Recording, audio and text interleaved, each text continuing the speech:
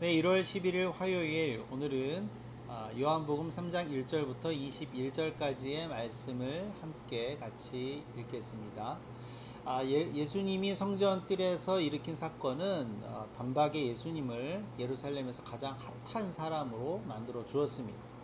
이제 모든 이들은 예수님의 일거수일투족의 촉각을 곤두세우고 있습니다. 시장통의 사람들, 어염집의 여인들, 회당에 모이는 사람들.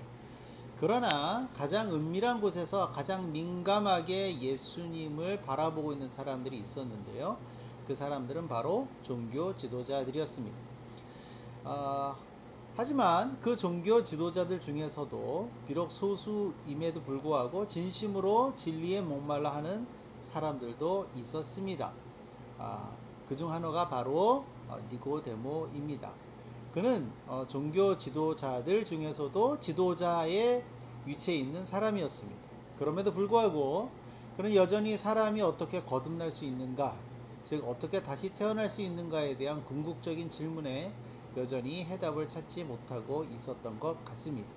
그런 니고데모가 사람들의 눈을 피해서 밤에 예수님을 찾아옵니다.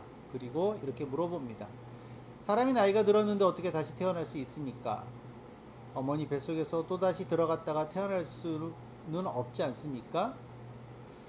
지금 보면 너무나도 어이없는 수준의 질문이지만 예수님을 만나기 전까지 진리에 대하여 이렇게 갈급한 질문을 가지고 괴로워하고 있었다는 사실은 대단한 것입니다. 이에 예수님께서는 사람이 영으로 태어나는 것이 다시 태어나는 것이라고 분명히 대답해 주십니다. 그러면서 영으로 태어나는 것은 육신으로 다시 태어나는 것이 아니라 하나님의 영으로 태어나야 하는 것을 의미하고, 하나님은 위에 계신 분이시기에 위로부터 태어나는 것은 영으로 태어나는 것, 곧 다시 태어나는 것을 의미한다라고 부연해서 말씀해 주십니다. 그러나 사람들은 아래에 있기 때문에 위로부터 태어날 수는 없겠지요. 그래서 위에 계신 하나님의 독생자가 직접 아래로 오셨고, 이제 그 아들을 믿는 것이 위로부터 태어나는 것과 다름없다는 것임도 말씀해 주십니다. 우리가 잘 알고 있는 요한복음 3장 16절이 바로 그 내용이죠. 그리고 바로 그렇게 다시 태어나는 것만이 사람으로 하여금 멸망하지 않고, 즉 죽음에 이르지 않고 영원한 생명을 누릴 수 있게 해주다는 것도 말씀해 주십니다. 여러분, 영의 세계는 분명히 존재합니다. 분명히 존재하는 정도가 아니라 뗄래야 뗄 수 없는 우리의 삶의 일부입니다. 그것은 자연스러운 것입니다. 우리의 영이 하나님의 영으로 채워지지 않는다면, 우리의 영이 하나님과 교제하지 않는다면 그것은 우리의 영의 삶이 죽어 있다는 것이고, 다시 태어나 영원한 삶으로 들어가지 못하는 죽음의 길에 이르게 된다는 것을 의미하는 것입니다.